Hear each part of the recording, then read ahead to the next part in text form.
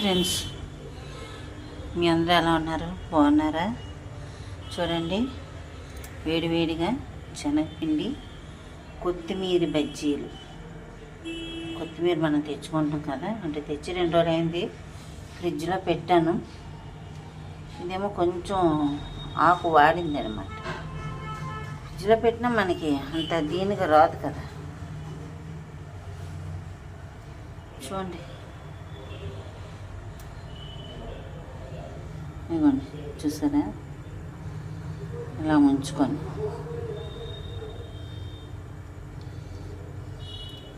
మనం మిరపకాయ బజ్జీలు, ఉల్లి బజ్జీలు, వంకాయ బజ్జీలు వేసుకుంటాం కదా, అలానే చూసారా? చూడండి, కొత్తిమీర బజ్జీలు. పిల్లలకి మంచిదిలే ఫ్రెండ్స్, ఎందుకంటే వాళ్ళకి జీర్ణంకి గట్ట వస్తుంది. కొత్తిమీర హాని చేసేది కాదు, శనగపిండి మాత్రం గ్యాస్ట్రిక్ ఉన్న వాళ్ళకి ప్రాబ్లము. అలానే ఇప్పుడు ఎవరు అవుతున్నారు, తినేటప్పుడు అందరికీ నోరు ఊరుతుంది. చూసారా? అలా ఉంటుంది అన్నమాట. అది వేసేటప్పుడు అంటుకుంటే మా దగ్గర అంటే చిన్న మూకుడు అయిపోయింది, వేసాను.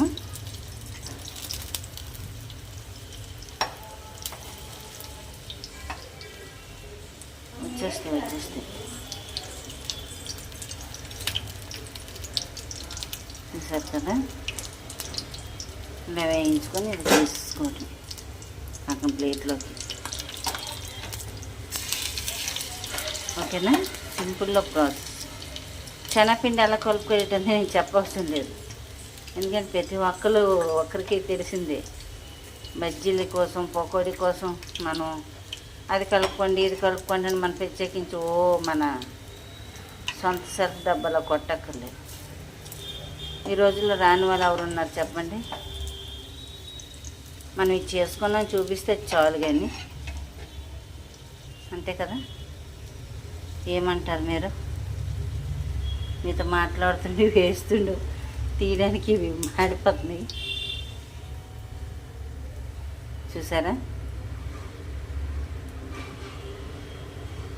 ఆయిల్ చిల్లులు ఇదైతే గంటలకు నూనె రాదు, ఇది ఆయిల్ వస్తుంది అన్నమాట.